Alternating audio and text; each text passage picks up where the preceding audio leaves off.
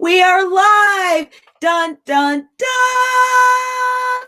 Hello, beautiful people. It's me, Robyn Carpenter Briscoe, your favorite spiritual life coach. And I am here today with another Illimitable Living session. Do, do, do, do. Yes. And today I have a guest. I love it when there are guests here. It's always much more special. And Kimberly Brannon with Moon Hand Healing. We will tell you all about what that is soon. But I am excited to have her here. I'm specifically excited because I had someone else drop out and I was like, oh, who can I ask? And then I was like, I know. I'm because we had talked about it, but then I didn't get a chance to talk to her. And so then and I called her in the middle of the night and she said yes. Before she could say no, I said, good. I typed no probably 5 times and deleted it before I was struggling with it. This is the year of yes, when the universe presents an opportunity and gifts us. The answer is yes, I receive it. So I had already typed, maybe it's not a good week. Maybe we should reschedule. Maybe we should think of doing this another time that's more convenient and not so quick. And I had to delete it. I'm like, no, this is the year of yes. I love the year of yes, Shonda.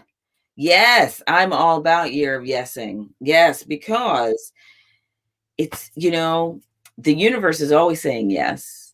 So why not go along with, source energy? It's like, that sounds like a thing. I feel like that sounds like a thing. I am excited, particularly excited. Now, for those that have watched videos in the past, you've seen me wear this. And I spoke of Kimberly having made this. And I told you that this was, you didn't make these? Into the store, but I didn't make it. Oh, who made these? An artist down in Mexico. Nice. Yeah. So they're leather and brass and these beautiful stones. So mine is gold sheen obsidian and yours is, tell me again? Turritella agate. So I'm going to read about gold sheen obsidian. I'm going to read a couple of affirmations from gold sheen obsidian, and then you're going to tell us about the agate. Okay. So I'm reading from what is it? The Essential Guide to Crystals, Minerals, and Stones. I am safe. I live in the present. I use the lessons learned in the past to empower me. I am wise today because of the knowledge gained from previous experiences. I trust my inner spiritual sight and act accordingly.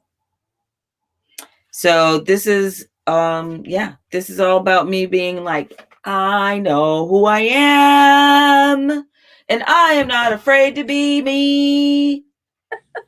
Nice. That is the stone. This is so when I'm wearing it. So I always have to be really careful when I'm wearing it, right? Because I already have all of this energy. So when I put it on, it makes me be like, and you don't necessarily always want to show up in a room like that, Sometimes you want to be more in tune with the vibe in the room, right? So you don't want to be bringing in all this like extra. Other times you're in a room full of a whole lot of extra, and so you got to bring it. So then I wear the big gold sheen obsidian. I love this stone. So now tell me about your stone, and then tell me what it's for.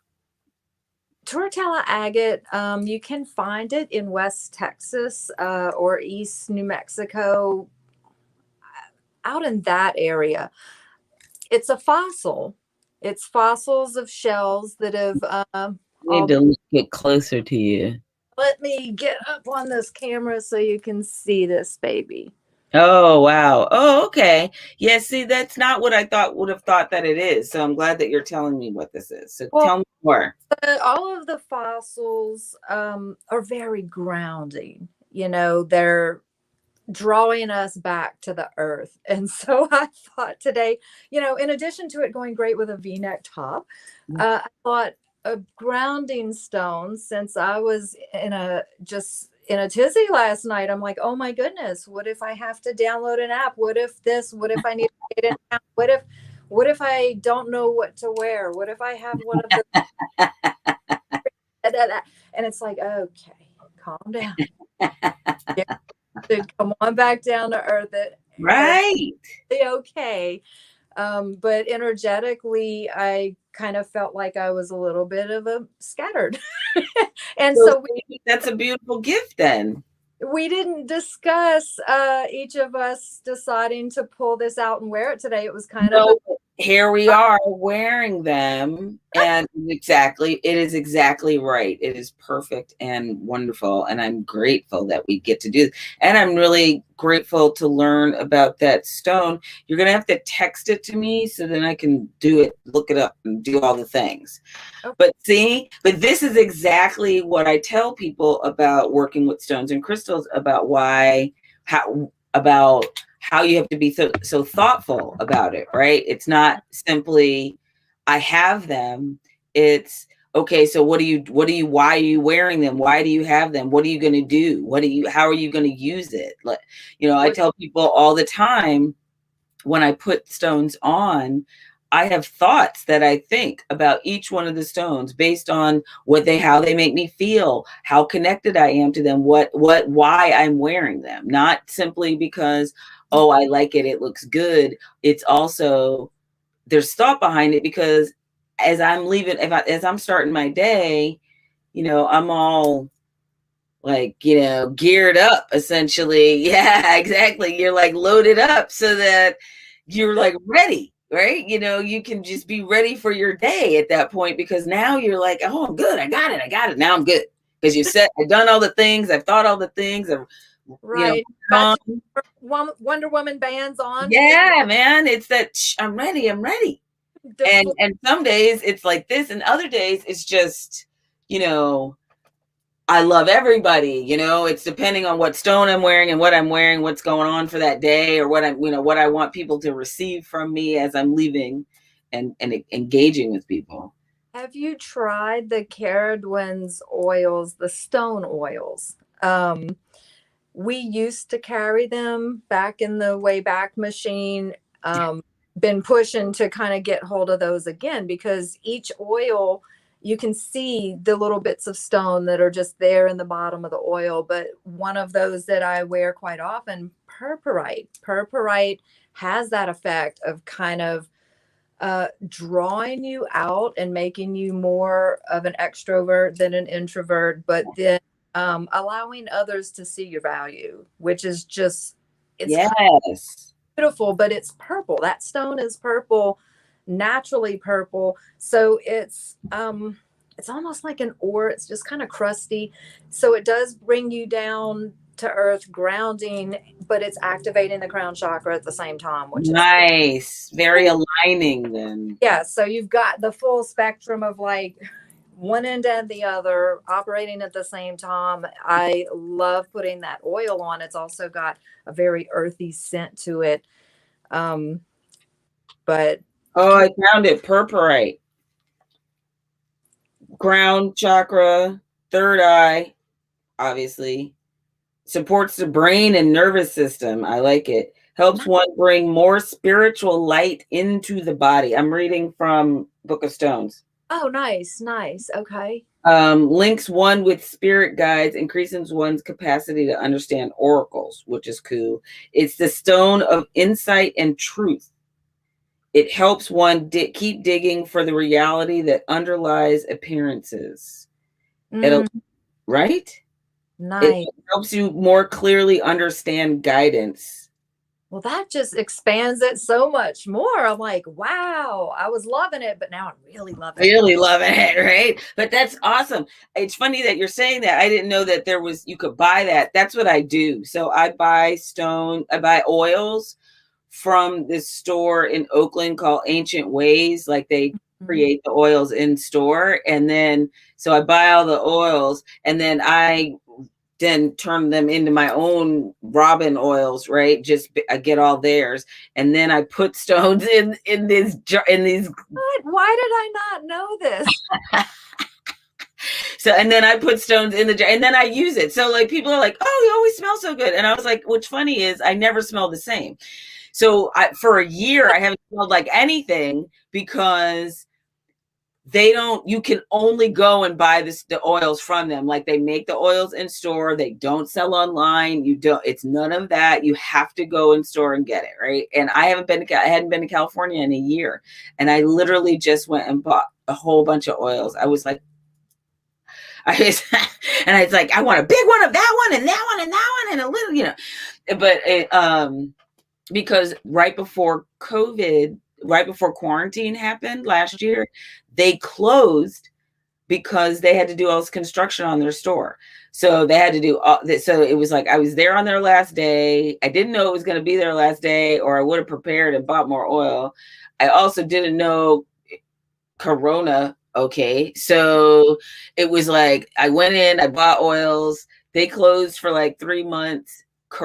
Quarantines happening. Okay, so then all of the things, and then they couldn't be open and blah, blah, blah. They could only do curbside and all the things, right?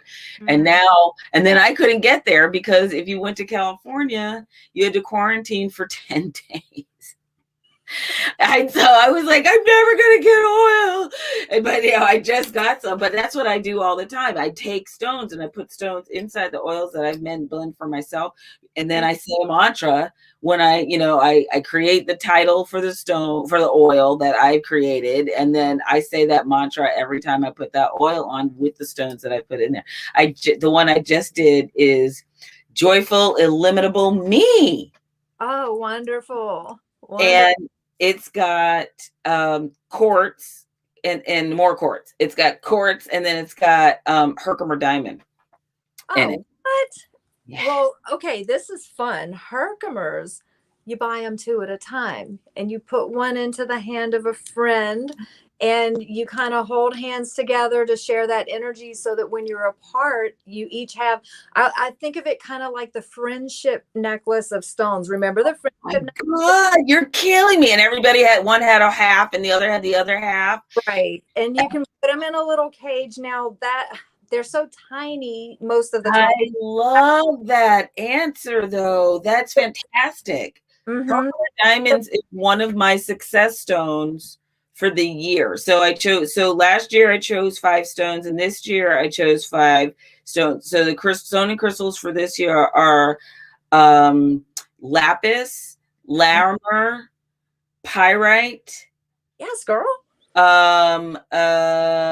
Nephrite jade, and Herkimer diamond. Out of my face with that. That's fabulous. So those are the things I have. Like those are the 5. Those are the 5 that I'm telling everybody. That's the one. That's the energy for this year. Like you're coming in, you're coming strong, and you're being like shining just bright, and it's full of love, right? Because Larimer is all that like, I love the world, all of that ocean, energy and everything. So it's in the book, in one of those books, it says oceans of loving communication. It's just it's just, you're just speaking love into the world, and because you're speaking your truth at all times, right? So I call lapis lazuli your inner queen, the stone of your inner queen, because everyone has an inner queen, right? Which is oil, that deep blue. It's your inner queen is that wisdom self, that elegant self, that you know that you truly are at your core, that it's like no one knows the real me, that kind of self, and that self of you. So now you're bringing it, and then pyrite, I call that your billionaire mindset stone, right? So it's like it's grounded magnificence is what that's about. So you're just, because the deal about billionaires, that I spend a lot of time paying attention to things, and one of the things that I've learned about people that literally have more money than they know that they could spend in a day, right? So, and I know plenty of people that have they could easily spend all the money they have in an hour, right? So so billionaires have this understanding that money isn't really a thing. Like it's just a commodity like anything else, and that it comes and goes and they're always going to have it. And That's like it's so finished. yeah, it's all there's never there is they understand that abundance is a thing, that we live in an abundant universe, and that at no time do we ever are we ever without. It's actually a mindset thing. We're poor in our minds. We are because we have lots of other kinds of things. Even if there is not cash in your bank account, right? You still have abundant air to breathe. You have there's a new Stella Artois commercial that Lenny Kravitz did. Who's my, Lenny Kravitz is my spirit animal. He's um, and he says we're all heartbeat billionaires because we get they say that you get a billion heartbeats in a lifetime, and so we are already all born billionaires.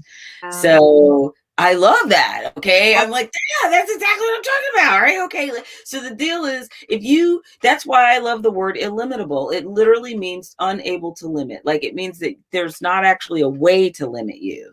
So it doesn't negate. It's not something, or it doesn't have the word less in it. Like it actually, it's this limiting is not even a thing. So when you come from that mindset, when you come from that space of money's always available, because money exists in consciousness. Even if it's not next to you, it exists. So it's not like you're looking for something that doesn't exist. So you have money, it's just not standing next to you right now. But it already exists in consciousness. So if you're thinking like that, then you're tapping in to that whole understanding that, oh, so now I just need to bring it here. And you bring it here by getting connected to that consciousness and an understanding that you are magnificent, and it is all possible because you are a limitable being. Nice. Well, it reminds me of a friend of mine last year. That was her word for the year, was, limitless. And Yeah. she did an oil around it, and kind of brought that into my awareness and consciousness. So I really resonated when you started making posts and hashtagging illimitable. I was like, yes, I feel that. Going back to spirit animal, I'm like, Iris Apfel. I mean, just look at her. That's got to be, closest to my heart. This woman is out of control. And I'm like, I want to grow up to be Iris. I want to be her when I grow up. I totally understand that. I totally resonate with that in such a way. In an illimitable life, Yeah. I pick off the menu anything I want, and I want a little touch of that Iris Apfel spirit. Yes. Going back to your stones, pyrite, a little pyrite care. I just created a document recently. Pyrite, when you mix it with water, creates sulfuric acid. And so pyrite rot can set in and destroy the patina and the stone itself. It's like the damage is irreversible. You'd have to actually get in there with something base like a baking soda and mineral oil and just kind of try to get the acidity down to save your piece. I've destroyed marcasite, which has a high pyrite content. I've destroyed a piece of pyrite, but the best cleansing method, when you're like, okay, I have thrown all of my desires in wanting to draw wealth and reminding me of this wealth and abundance mindset, it's time to cleanse the stone. I would recommend just a little sage smoke, but nothing with water or moisture, because the water plus oxygen plus pyrite equals a hot mess. So That's brilliant that you said this. physically, if you're damaging and destroying the stone, you're going to be looking at it and not able to energetically really use it to its highest potential. So I warn folks like, oh, just keep it away from water. That's good though, but isn't the gold in lapis, isn't that also pyrite? It is, but It doesn't. that's less reactive. Okay. Usually some kind of a polish or sheen. When they polish the surface, they're also using kind of like a wax. Okay. And that polish and sheen usually protects it from being, oxidizing or being very reactive. Right, that makes sense because that's why all of those magnificent pieces of jewelry from Egypt have lasted throughout eons. I know it's not actually eons because don't any scientist people start trying to tell me an eon is an actual time, blah, blah, blah. I just mean a really long time. You mean a really, really, really? I really just mean a really long time, people. So, well, and so I'm really glad that you said that. I write about that in the book, that there are a lot of different ways to cleanse stones and that people need to pay attention to so some stones are just like anti-water. Some stones, they don't like to be handled a lot, like lepidolite doesn't like to really be handled a lot. It's something I think I'm not really sure. It makes my hands itch, so I don't do anything with lepidolite, but selenite is super soft, so definitely shouldn't have water around it, Rose, anything below 5 or 6 or below for sure, but even some of those that are in the 7-8 range on the Mohs scale, you don't want. We're talking about hardness levels, right? Yeah, that's the hardness scale. So you don't want to really sit those in water for a long period of time or expose them to water. It can just be damaging to their surface, to the structure of the stone. It can just disintegrate them. Yeah, I put stones out in new moon, and I'll grid them in the new moon, and that's generally how I'll cleanse them. Or I have buried them in salt if I want to do something really quick, and I bury them in salt and then throw out the salt the next day. Or I will smudge them if I really don't know, if it's a new stone and I actually don't know stuff about it and I want to be able to use it and not wait for the next new moon or whatever, I will smudge it with just with it's either Palo Santo or sage. And then let it, and generally when I bring a stone home, I like to let it sit. I have an altar where I just sit stones. Now, do you selenite slab for them to sit like yes. Yes, that'll clear the negativity, or like the little Meru pyramids, the little copper pyramids, you can just slide it under there. And okay. I have a selenite. It's like it's like a tower, except it's actually cut like in a spiral. So I call it a horn. I call it my unicorn horn, and I do wear it on my head. But it's in the other room. I'm not getting it right now. But yeah, I do have a selenite slab that I pop those stones right on there, and I let them get acclimated to where they are. It's like, okay, we're here. There's all these other stones. There's a lot of stuff going on. Welcome. And then I give them time to, and then the next day I use whatever cleansing and recharging method necessary. Some stones don't need cleansing because they're self-cleansing, and that's they're what help cleanse other stones. So that then you just let them sit and just say, hey, what's going on, and get the vibe. But that is actually something that I like to do meditation-wise, because technically we were supposed to be talking about meditation. And of course, here we are talking about stones because because we love them. And I want you to tell people just a minute. I want you to tell people just about your stone and crystal connection, like what you do, who you are. Okay. I am the executive secretary for the South Central Federation of Mineral Societies. So, and I have been involved with them since about 2014. I've been executive secretary for about 6 years. Before that, I ran the regional newsletter contest. So, we cover all of the gem and mineral clubs in Louisiana, Texas, and Arkansas.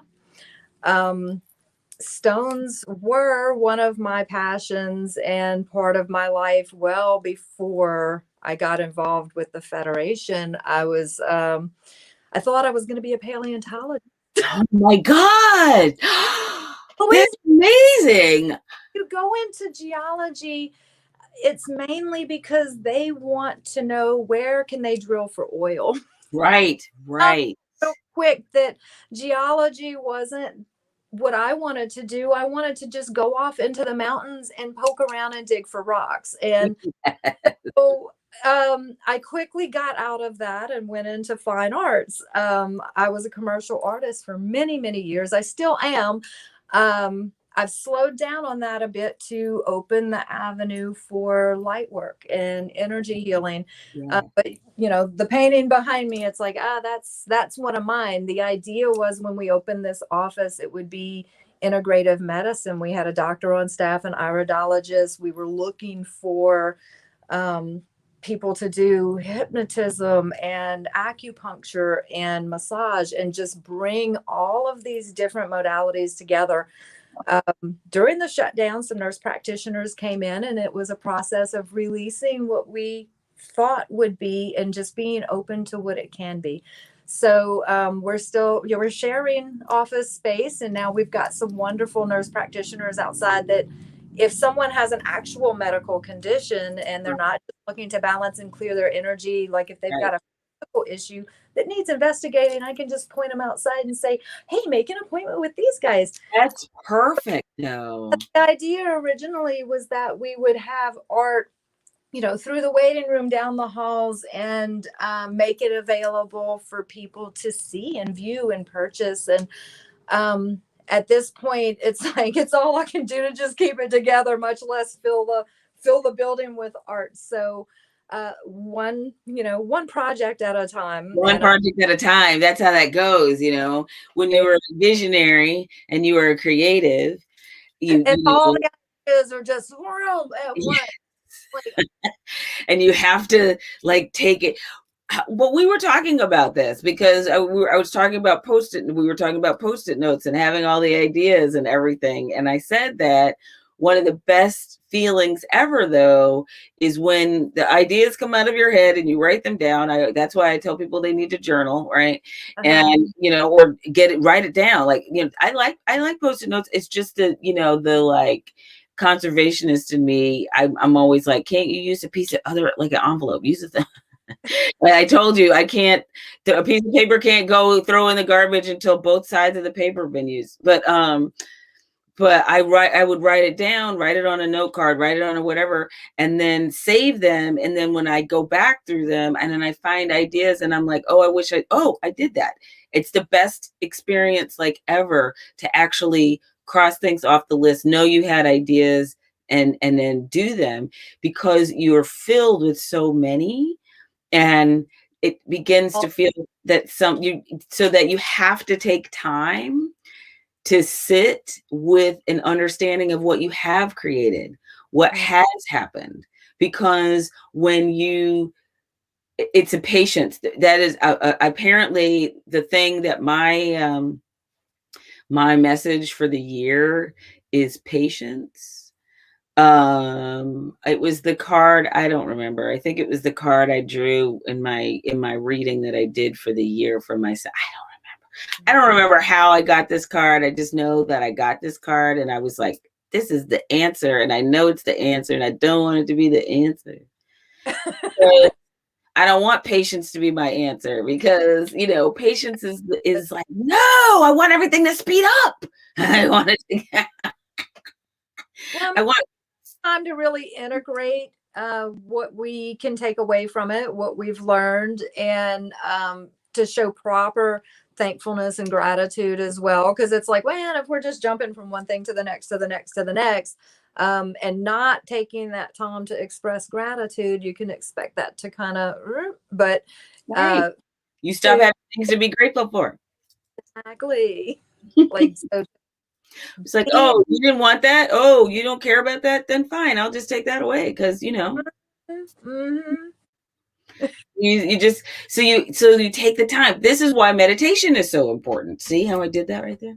not Yeah, but this is why meditation is so important because and people are always talking about, I can't meditate, or why are you always telling people to meditate? Why are you always telling me to meditate? And I'm like, because it's so important. Because if you are someone that is, all of my clients are really high level, high functioning, high, they do a lot. They, mm-hmm, they're COOs, they start nonprofits, and then one of my clients is a COO of marketing for a major corporate, an international corporation. She started an awareness campaign for self breast exams after she got diagnosed with breast cancer at 32, and then started a podcast because she wanted to connect with other women that were like her, that liked football and being a girl. And and she did all of that after she started working with me, and I'm like, this is what I'm talking about. And the way that she has to keep meditating, like she has to, like, I gave her one of those trees, those with all of the stones on them, right? right. And I explained, like, this is how you get centered. This is like, whatever you're thinking, this is what all these stones are for. This what you need. Focus solely on those leaves. Mm. Take the time just looking at the leaves, like just looking at the leaves, just looking at the leaves. Get really still and take that time, because you need to get still. Your body can't your body can't heal without rest. Your Mm. mind doesn't work in a whirlwind. It works at peace. Like, the reason that ideas come to you in the shower is because you're not thinking. You're you're like washing and thinking about your whatever, your mind is wandering. You're letting it's in a free state, and that's when brilliance happens, because you're not spending, like, focusing so hard. So Well, this meditation is powerful.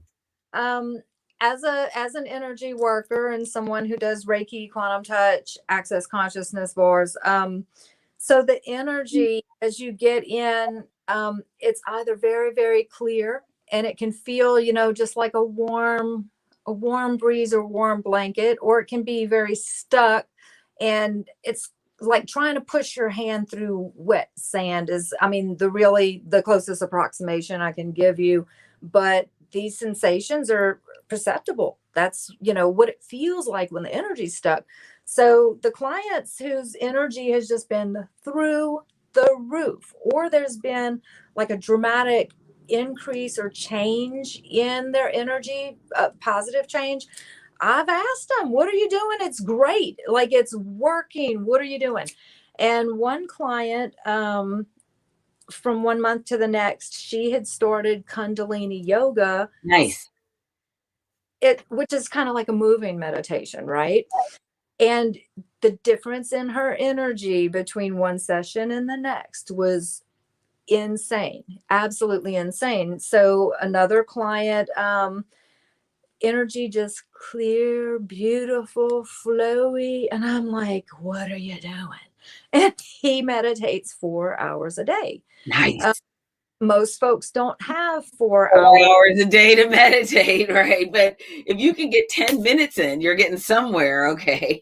Better than nothing. And I Right. mean, so there's tests, right? There's studies where they're looking at the brain and what's happening after someone's meditated. And so guys who are well practiced, they just are able to control their brain, control their thinking, control their heart rate, their body temperature, all this stuff.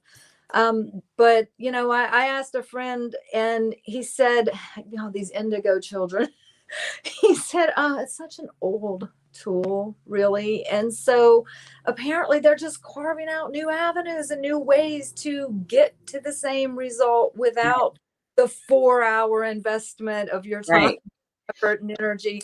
And I'm like, well, speechless. I don't know what to Right. say. Transcendental meditation, though, is like that. And it's exactly for that exact reason, because, and it's the one thing that I was like, this, I think this is the year that I'm going to invest in myself in that way and get a transcendental meditation instructor, because transcendental meditation, you get your own sound. Like, you have to learn how to do it, because it's from like here to like here in 20 minutes, and you do it twice a day, and and really high level, the David Lynch Foundation, David Lynch, the director. I knew you would know. So I knew particularly that you would know, but David Lynch, the director, is a transcendental meditation. Like, that's his thing. And he started a foundation, and he teaches transcendental meditation. He funds transcendental meditation for at-risk youth. Like, he teaches those like all over the world. So, and all of these really famous people. Jerry Seinfeld does transcendental meditation. A bunch of people, and it's because they don't have all of that time in their day to devote to that much meditation. I mean, yes, monks, sit and do life, the meditation. Well, and they need to, because they have to be they're literally the ones that are keeping a base level of like okayness in the world. Okay. Because if they weren't just dedicating their entire life to that space, right, then our world would be in a much worse place than it is. Right. It's kind of what's interesting about it is the pure version of what indulgences are. So an indulgence in the Catholic Church was something that people with a lot of money who didn't want to give over to like having to be good and say a rosary and do all this stuff, they would just pay the church an indulgence. And since they were already being good for everybody anyway, they would just say extra prayer for somebody who was just going off and being a dirtbag. So it was so I did a column once on indulgence, and so I had to look up the root of the word, and that's where it comes from. It comes literally from the Catholic Church, from people being able to pay off. It's like paying off God. It's like, it doesn't actually work that way, but okay, it's a good, it's like, nice work if you can get it. I'm like, why don't you pay me? I'll just do some extra prayer for you, and then you'll and you don't have to worry. I'll work it out for you. Wow. But anyway, so meditation itself is this wonderful gift that you can give to yourself. And if you can simply drop in even small amounts, that's why there are all these apps now. That's one of my favorite things about technology, right? Right. It can thing and remind you to stop and breathe and all the things. I have Insight Timer. It, like, you can literally have you can do it's an app where you can choose how long you want to meditate, and it's like sound. So it's monks like oming, it's other kinds of sounds. You've got bells that will start and end. It's got all of these things, and you can set it for 2 minutes, 5 minutes, 10 minutes. So even if you need sound, because just sitting and doing nothing and just like really having to go in is a challenge for people. I did a thing with a friend of mine once where we sat in the middle of downtown Denver on the mall in downtown Denver and meditated for an hour. And we just literally Wow. sat in the middle, and there were like buses going by and skateboarders and people and all the things. And we just sat there. And It was, y'all were focus. oh yeah, like we did it. I mean, we did it, and then the timer went off, and it was like, oh, because at first you're really distracted, right? But so you have to commit to it. The point is, that's the deal with meditation, is that yes, you're going to be distracted. Yes, there are things that are going to come up. The point is that you are committing to the understanding That none of the distractions are pulling you that this they way. don't matter. That whatever else is going on doesn't matter. What matters is you and this moment. So when you give yourself that permission to sit with it, you can go, okay. So I always tell people, what I think I wrote in the book, meditating is like it's like a cloud, like you're on a cloud, right? And there you are. And thoughts come by. However, the thoughts seem to have no weight because they're floating by, right? But the minute you pick up the thought, it brings you right back down to earth, right? It's like a boulder. Yes, or an anvil. I always think of it like those, like in the, like the cartoons, they'd have the anvil. It's like randomly anvils. Have never in my life seen an anvil. No, that's not true. I've seen it once with somebody who was like shoeing a horse kind of thing. Like that's the only time at some sort of thing I had to visit in order to see it and pay admission to get inside, because it was like a look, and this is what they did, the anvil and the shoeing of the horse, like that was but it was like a, ooh, look, and let's go get popcorn. But in my life I've never like experienced anvils, but that's how I always liken the thought coming by when you're trying to sit for meditation. And it's important to, I think people have this idea that meditation or getting into a meditative state means they have to go sit quietly. And, maybe as a child, somebody said, go sit in the corner. Right. And so they look at it as a punishment or it's torture to sit quietly. Right. Yes. It's like, but you can also practice being mindful and focused and meditative as you walk through nature, or artists and creatives, people who write and sing, get into this hyper focused place where nothing, the phone's ringing, the door's going off, the people are tromping through, and you're just so focused and aligned on what you're doing that everything else just kind of falls off. But it also kind of has the same effect, like to be able to train your mind not to go flitting off.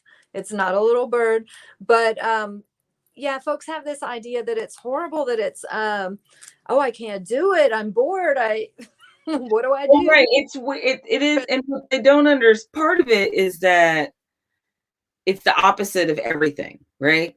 Everything, particularly these days, everything is turn on, tune in, do the thing, more of the thing, right? It's switch every 10 seconds, like fast.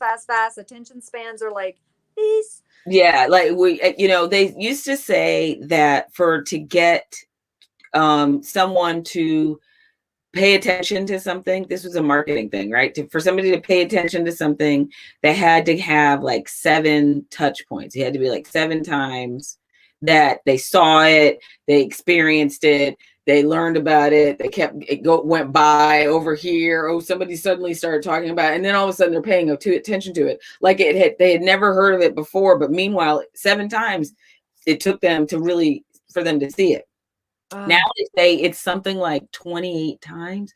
It's some really high number because people are so inundated with stuff so often that it takes a really long time for your thing to be recognized, because they might blink and it goes by. It's just like on your Instagram feed or on your Twitter feed or your Facebook feed. If you don't notice it when it showed up when somebody posted it, and Facebook, I still don't understand all those algorithms. Some, things show up, and then something that somebody said 3 days ago suddenly showed up, and I'm like, what the hell? I never saw this. So like, I don't even understand. But like Instagram, people are posting so often. If you follow a lot of people, particularly, that stuff goes way down in your feed. So you have to like scroll and scroll and scroll and scroll if you're going to end up seeing something that somebody posted. So reposting is a thing because you'll miss it, so, and you repost a couple of different ways and you say it this way. And, oh, by the way, did you know this thing? And it feels like you're being repetitive and really kind of you just have nothing else to say. And for some people who follow you, it may feel repetitive because they follow you so closely that everything that comes out of your mouth, they notice. But for other people, it took all of this time for them to even notice that you were saying anything, right? So the opposite of all of that is meditation. Like the whole idea of, and mindfulness. And it's really important for people to understand the difference between mindfulness and meditation. Meditation is an act, right? And mindfulness is a thought process. Like it's an actual process of taking stock and taking time and taking a breath to pay attention. And so mindfulness is about, taking the breath to pay attention and be specific with your thought. And meditation is the act of not thinking. And so I make that distinction because I want people to understand that it's two different things and both things are vitally important. And there will be another show where we're going to talk about mindfulness. So, so we're not getting by that one. And I like doing people's books. Like I love books. We talked about this. I love books, and I like taking a book and doing the program and then figuring out how I'm going to take that and then add stones and crystals to it, because I think that there's a stone for that. I always think, I'm like, oh, let's throw a stone in there, And so, because I believe so strongly that you take a stone, you do a thing, you add a stone to it, that anchors it, right? The thing that you're doing is now anchored in that stone. So every time you see that stone, you pick up that stone, the thing that you're saying that you want to do, you want to integrate, you want to believe, you want to have faith in, you want to, whatever intention that you had for picking up that stone, now you see it, it reminds you every time. It is a physical reminder of your intention. And when you see it, you can grab it, say the thing, and it brings you right back to the thing. And you're like, your version of the bow on the finger. It's the heavier version. Now, there are some stones that go perfect with meditation. I'm sure you have a list of your favorites. Well, what were you thinking of one in particular? No. Well, now that you say so, I do have one in mind. What's that? Like amethyst, people really respond well. Well, no, because I'm like, oh, of course. Well, here's some amethyst. This is something I will wrap. I'll wear this, but then I'll wrap and meditate with it. And that it's one of the reasons why I like wearing these kinds of just chip necklaces, because sometimes I need like, oh shit, I'm like having a minute and I gotta go to the bathroom or go dip in a closet or go sit in my car and do a thing and just like get my shit back together. And I can take it off, grab the thing, put it in my hand, get real still, and just, so for sure amethyst, because that's all, that's 6th and 7th chakra, that's that harmonious mind. It's perfect. I travel with this kind of stuff because then I don't have giant stones in my bags. And this, I can wear it. I can put it under my pillow. It's great for having a peaceful sleep when you go to sleep, having, peace in your dreams. What else? I agree. What else? What were you just I was thinking, quartz is just an all around good Yes. of I don't a have any stone. quartz in here with me. No quartz in the studio at the moment. I've got a bowl of little quartz over there. I'm not gonna go run and grab them. I have, look, celestite, I think, is a Oh, really great that's one. such a sweet, soft energy, and then it's great for enhancing creative endeavors. So I've got it in the window of my studio. Nice. But yes, one of my favorites. Another one that's great during meditation, it depends. Like if you're trying to get grounded, sometimes people will go for those darker stones like the tourmaline and red jasper, earthy grounding, anything that's a fossil, anything that's concretions. Concretions are great. Now those are just great for grounding, like if the Right. purpose of meditation is grounding. I actually meditate with, I've got pistachio opal. It's from Madagascar, and it's this lovely green. And I've got 2 palm stones. And the idea of those is that they quickly clear the heart chakra. And I use them to clear the energy between sessions. So I'll sit and meditate with them and just allow them. That's the intention that's been programmed into them, is that if I'm jumping from session to session to session, and I do consider the sessions a form of meditation because I am completely emptying myself, clearing all thought, and just allowing myself to be connected to source and to the divine. So, for whomever is doing the meditation or getting themselves in a meditative state, whether they connect to God, to source, supreme being, whatever their religious preference, because Right. it's like Whatever language you use. has a history going back of, in a religious sense, but then in just a higher spiritual sense of making that connection. So I kind of consider it's like, oh, well, in that case, I'm doing 3 to 4 sessions an evening. That's close to like this 3 to 4 hour range where the mind is completely blank, and clearing and just allowing that connection, and allowing the energy to flow through. But between sessions where I've got to, okay, now I'm going to disconnect and kind of clear and come back to earth, and then jump into the next session. That pistachio opal is fantastic. I It's love a that. I when have one in my kitchen. pistachio opal. Hmm. I have one in my kitchen because I have like an altar in my kitchen that's all about love and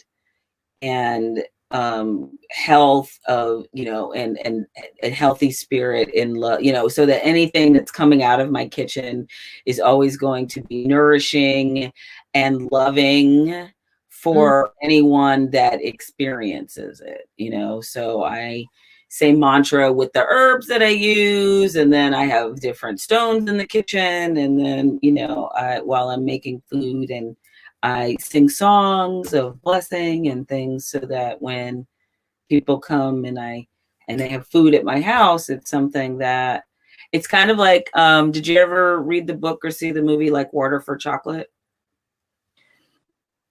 Where everything the girl is feeling goes into the food, so then the Yeah, people eat the food. It's Mexican. It was a Mexican film. It was translated from Spanish, but in the film it was in Mexico, and I it's read it both in Spanish and English. Like I was practicing my Spanish at the time, and so I was confused when you said it, but I'm like, I do have that book in Spanish and in English. It's just been years since I've looked right. at Yeah, well, and so I always tell people it's like that. It's like that's what happens when you're cooking, when you're putting your energy in the food, it. whether you're conscious of it or not, right? Well, that's going to be a whole nother show.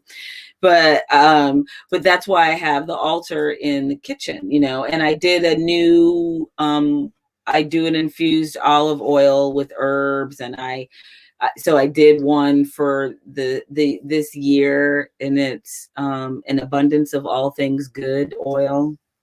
And Oh, so wow. That. it's got, different herbs in it, and then it's got a fluorite. I have these tiny, tiny octahedron fluorites. They're like this big, Mhm. and I have the fluorite and a Herkimer diamond. Oh, wow. Nice. So it's and then a bunch of herbs and a spice. I put anise is in it this year. So every year, based on whatever's going on for the year, I will create a herb blend that I put in olive oil, and then that's what I use all year. And then I'll do it for clients too. I always said I was going to start selling it, but then I was like, I don't want to think about that all the time. Like, it's too much.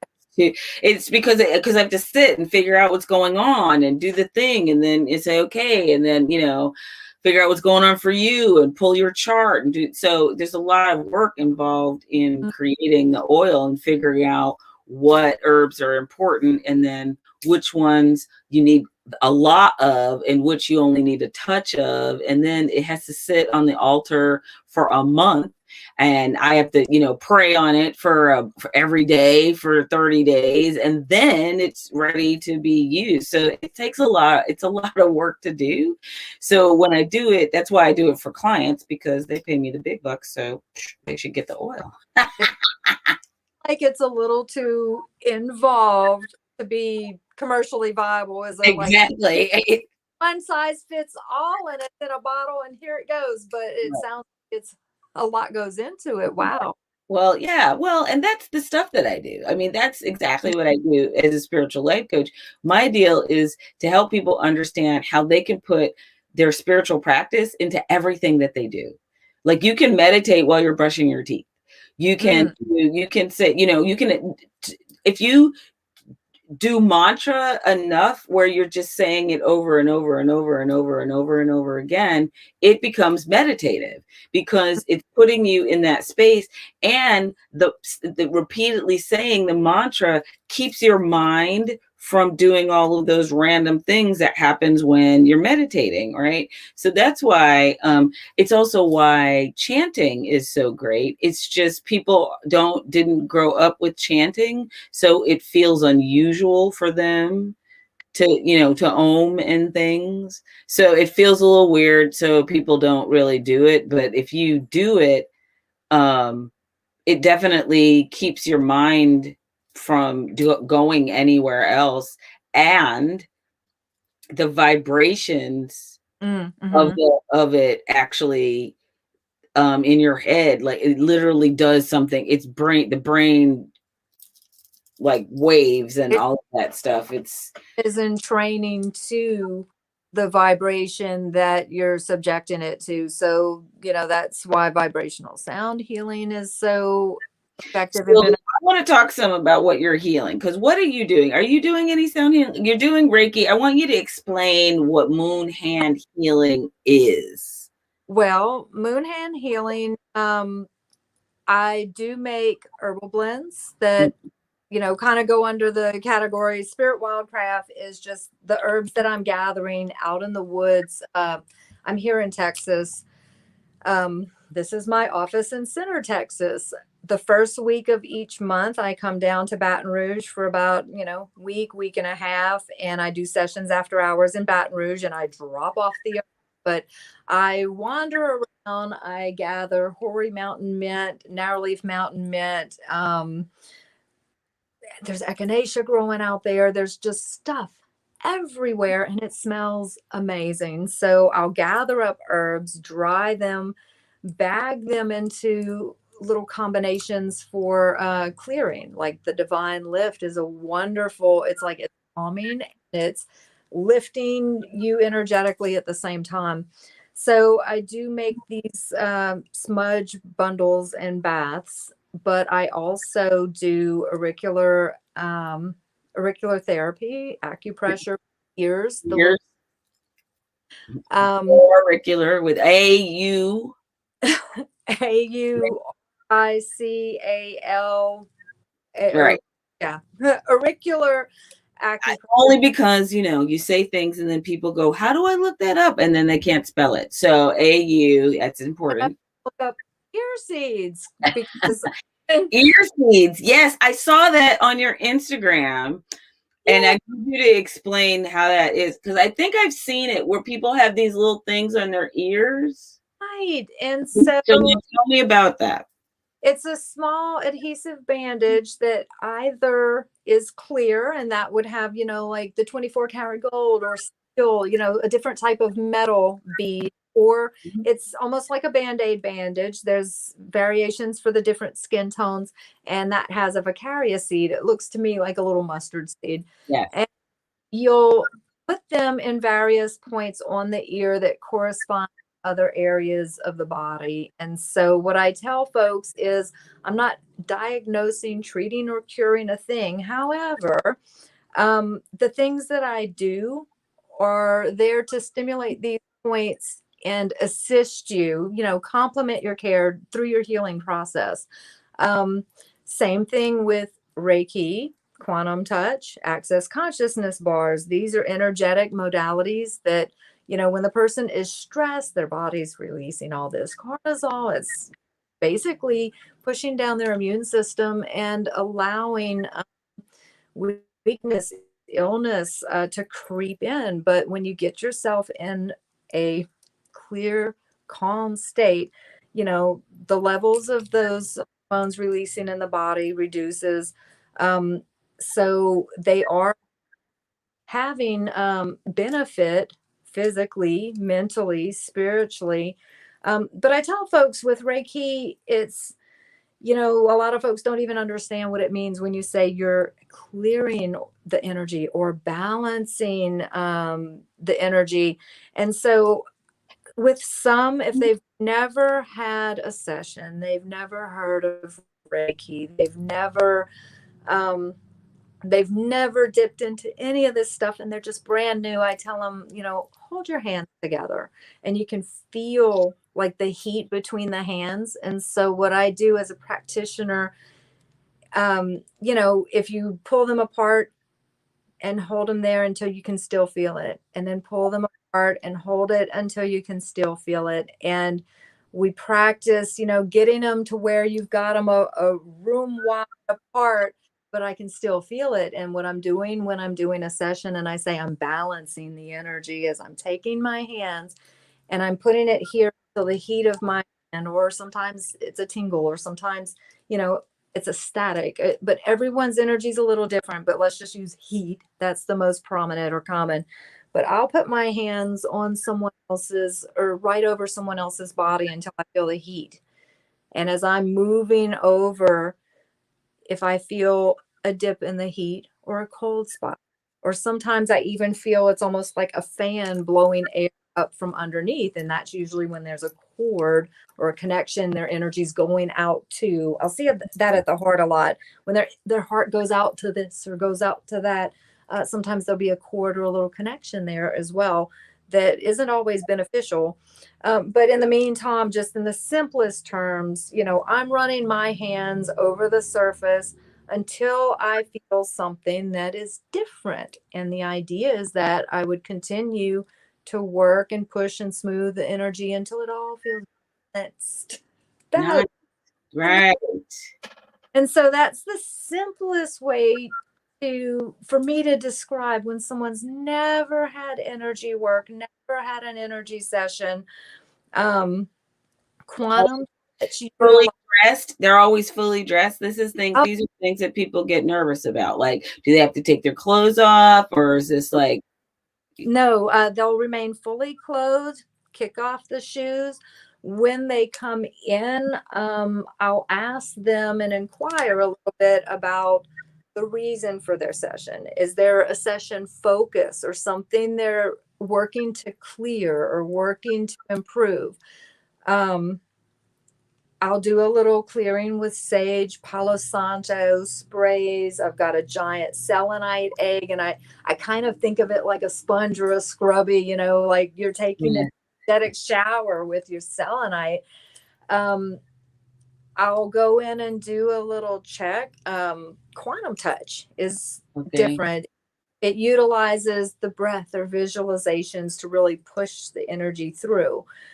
And these work seamlessly together. They get the benefit of all the modalities I've learned. It's like, oh, well, if you get on the table, um, all of these things I can't help but just pick and choose from the. Right. Well, you use what is necessary for, it'd be silly not to use something that you could, another thing that you could do just because, oh, that's not what kind of session this is supposed to be. It would be silly not to use whatever you have available, use all the tools. Mm-hmm. And access consciousness is a little bit different. While they don't really recognize the chakras, to me, its benefit is it's working with points on the head that are supposed to correspond to belief systems, our beliefs, our thoughts, the things that we've come to hold on to that may be preventing us from living our best life. So, an example would be like, okay, you touched a stove as a child, and now for the rest of your life, you want to avoid stove, you don't want to cook. Think of all the delicacies you're not allowing yourself because you won't go near the stove to cook. So, that's a little extreme example, but It's real. I mean, that kind of stuff is real. Like people do weird shit like that, where it's like, I don't understand. What do you mean you only cook in microwaves? Like, well, that's a thing. we've adopted a belief or a thought process where we're unwilling to proceed and take these risks or take these steps, or and it can translate into all areas of life where we have complications and troubles in relationships, creativity, control, finances. Our attitude towards money is such an important part of our ability to draw in. Yeah. Well, yeah, it's just like I was saying before. It's like if you're poor in your mind, it's not going to matter. There's one of my favorite, there's like some parable, and it's the gods are fighting, right? I don't remember which one. It's a husband and wife. And she's like, you need to be better to the people. And he's like, whatever. And she's like, look at that poor guy down there. He's just miserable. He's poor and he's miserable. Give him some money. He's like, it's not gonna matter. She's like, do it, just do it. So he's like, okay, fine. And he literally throws a bag of money, like a sack of gold in the path of the guy who stubs his toe on it, kicks it, walks around it, and keeps going. Meanwhile, the guy, he's like, see, I told you. Meanwhile, the guy on the ground, right, is walking along and he's like, my life is so miserable. This sucks. I don't have anything, blah, blah, boom. Ow, see, look at this stupid rock right in the middle of my path. Now I got to go around and I'm stubbing my toe. So it was, and then of course somebody else comes along and they're thinking, oh my God, look what I just found. Hasn't somebody told you about some ridiculous like amount of money they found sitting in a log or sticking under a thing? Or I found a wad of cash under this rock one day, or like, and I think two thoughts. It's like, that's awesome. And oh, I'm sorry for whoever it was that left that there, because it's like it didn't grow out of the ground. It means if you found it, it means somebody else left it. there's so Yeah. And so you still have to believe that you're worthy of it, right? You still have to know that you can have those things. You still have to, so your mindset is everything. And the older the block is, the older that thing is, the earlier it happened, and the longer you've been reinforcing it, the more challenging it's going to be to remove it, I would assume. Well, not necessarily. It's actually just as simple as setting the intention. It's clearing the thought process or clearing. Some people have described it, kind of like shuffling or reformatting a hard drive. So you're Right. just carrying the energetic imprint of, you know, an illness, a situation of, or a thought process, and setting that intention ahead of time Is it goes. physical? Like, do you have to touch people? Does it only happen like is it like where you have to touch It's people? with light touch. Here's what I explain to them. My hands can be 3 or 4 foot from your body, and you still might feel someone holding your feet. And that happens. People say, I don't know where you, or you were up here at my head, someone else was touching my feet, or I'll be at the feet and someone is standing at their shoulders and they're absolutely certain someone was there. So I make sure that they consent to and are okay with light appropriate touch. I'm not touching any of the hoo-ha spots. I'm not, they're fully clothed except for shoes. And I'll touch, maybe like elbow, there's a great energy center there, wrist, another energy center there. And over the chakras, and down at the ankles and feet. There's even, sometimes I'll reach across like shoulder and hip, and just kind of let that energy flow. But no, I'm not touching all the time. My hands sometimes will just be just above the body. Right. And they still feel like they're getting touched. It happens. But on the head, yes, I do touch those points that correspond to these different areas of thinking, different belief systems. Right. But and two is, there are areas of the crown, even above the crown, that we can't get to. I'll use a pendulum for those areas. Okay. And correspond to, past life trauma, karmic debt, soul contracts. Right. Those have been cleared. What I've found is I've never had anyone come in needing them cleared again. We come into this life and it's almost like a blueprint is being shined on our outer aura, so that we're compelled to repeat these cycles of behavior. It might not be healthy behaviors, but we don't even understand why. There's even a chakra up here that will turn the solar plexus off and on and controls these minor chakras in the hands. Okay. And I have found almost always something to do with self-esteem in these little minor chakras, because think about how good we feel when we're able to give to others, or how sometimes we just feel bad when we receive and it's like, oh God, I don't want to, and all of that to the solar plexus, our little minor chakras in the hands. And when these guys are clogged up in the sky, almost always of the time, as I go into those higher levels of the crown chakra, you can see that shining instructions energetically on the body, telling us like, act this way, feel this way, do this thing, don't do that. And there's so much freedom in clearing that. Right. And people kind of step out the door with a clean slate. We have enough in this lifetime without inviting past life trauma. Yeah. Have you ever seen the movie Defending Your Life? No. Oh, you have to watch it. It's a really old movie. It's Albert Brooks, and it's and Meryl Streep and Rip Torn. It's hilarious, and it's about what happens after you die, and it's really funny, and I really love it. And I'm not going to say any more about it because you're going to have to go watch it now, and then you'll understand why I'm saying it. So write it down. Defending Your Life. Sticky notes. I'll text you. You're going to text me about the stones, and I'm going to text you about the Defending Your Life. I've already forgotten what I was going to do about the stone. Oh, the Turritella agate. Right. And then there was one other, though. The purpleite, but then I found it. So, yeah, but I found it. But you were going to, but anyway. So, see, we get distracted. We go down many paths together. We've been on. This is really, but I'm really glad that you're saying these things, because this is the kind of stuff that like no one knows what that means, right? And then you read about it and you're like, okay, I don't really understand what that means either, because people use really esoteric language when they're explaining kind of an esoteric modality, right?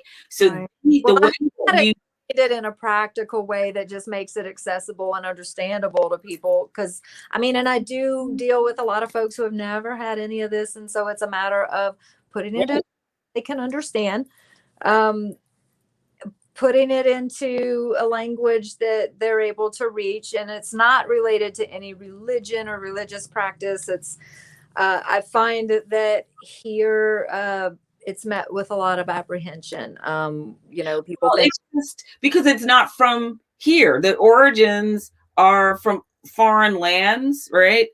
Foreign lands. So so it feels unusual because it's just not something they're used to. And that's why they have to be able to find you. You have to be willing to be this beacon of wholeness and wellness and light in a place where people are not used to seeing it. And holding it's space. well, it's true, because it's just like when people were like, why did you move from California to Louisiana? Like, they're like, I don't understand. You're like vegetarian and you're blah, blah, and you're this, that, and you're and all these things. And I'm like, well, yeah, but if I stayed in California, what would that be doing? Like, I wouldn't be doing it. People still wouldn't have experienced me and people like me in other places if people like me don't go to other places, right? So and then they find out about things that they never knew about, and then they're like, well, I need that in my life. That's a cool thing. And the only places that people know about those things are the places where everybody's like that. So you have to be there has to be someone who's willing to go, this is a thing. And to know and bring it to people who don't, it's like being the first yoga studio. There's like a yoga studio in New Roads, Louisiana, that I was like, look, there's a yoga studio. Like, I was very excited about doing, because you got to bring the thing so that people who don't know about that thing can discover that thing. It can't only be people by benefit of geography and proximity. That you have to be able to be willing to, and there are so many wonderful things that you can experience by being in other places. There are gifts that this country gives to us all the time in every land that there is. And so we always have to remember that somebody's got to bring it. Somebody's got to bring it. Somebody's got to be the first Chinese place, right? Somebody's got to be the first falafel place. And usually it's food, right? Because people usually can meet each other in food before they necessarily meet each other anywhere else, right?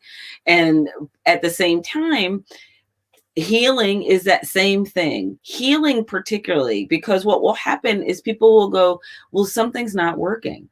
This is how I get people, right? As a spiritual life coach, I get people because they go, well, I'm doing all the things, and I'm going and doing all the things. And then I'm still feeling like there's something missing. And the something missing is because they don't have a spiritual life. They may go to church, but they do not have a regular spiritual practice that is literally about them reconnecting to them in their own inner space. That is source energy. That is where you are plugged in, right? We are all one with source energy, and understanding that and being able to understand that there is never a time you are disconnected. It is always your inability to recognize it. And so the things that you're clearing so that there's nothing in the way of that recognition. It's not that the energy itself isn't there. It's not that plug into source energy isn't there. It's that you aren't recognizing as such because you've put too much alignment there between your vibration and the higher vibration that you want to be. But there's an incompatibility on a level. When we're vibing lower, our attention is, to this thing or that thing. And then and vibing lower, we're not on that same vibration as a higher spiritual realm. And we have to raise our vibration. Right. Which is why we need to be focusing on happiness, joy, love, all of that stuff, because anger, frustration, all of those other low vibrational Yes. emotions are keeping you here. And if you're feeling that you want this up here, then you need to be thinking thoughts that are much more high vibration. And With yeah. so we could keep doing this for another 3 hours, but we can't.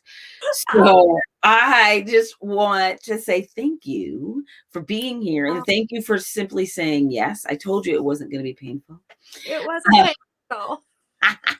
um, However, I want you to tell people how to find you, like all the different places that they can connect to. Because if they can't be in Center, Texas, and maybe they're in Baton Rouge, how can they find you in all the ways that there are? I'm on Instagram, Moonhand Healing. My website is www.moonhandhealing.com. Also on Facebook /Moonhand Healing. So I do travel back and forth to Baton Rouge, my office here in Center, Texas. I service clients in both areas. However, I offer distance work as well. If someone wants to do a distance session, I've had clients who were skeptical and afterwards said they felt as if they'd been on the table. It was the same feeling, same effectiveness and sensation as being on the table. Right on.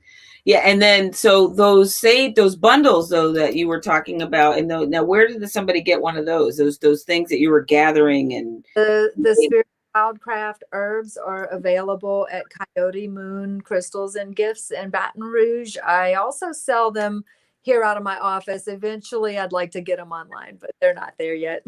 Okay. Well, but in case somebody says, hey, I was watching you, they might find you on Instagram. You might get a message saying, could you send me one anyway? I'm not in Baton Rouge, but I think you would mail it to them if they found you. It wouldn't be difficult to put them online and create a page on my website that was an online shop, because there's an array of various there's the bath, the cedar bundles, so there are. I need that in my life. I'm just letting you know. I'm gonna send you a message. Get on the ball and maybe get that to happen soon. Good. Thank you very much. I am grateful for you. Thank you guys for being here. Either you made it live or you're watching the replay. It is another day of Illimitable Living, finding out. This was full of all kinds of good information.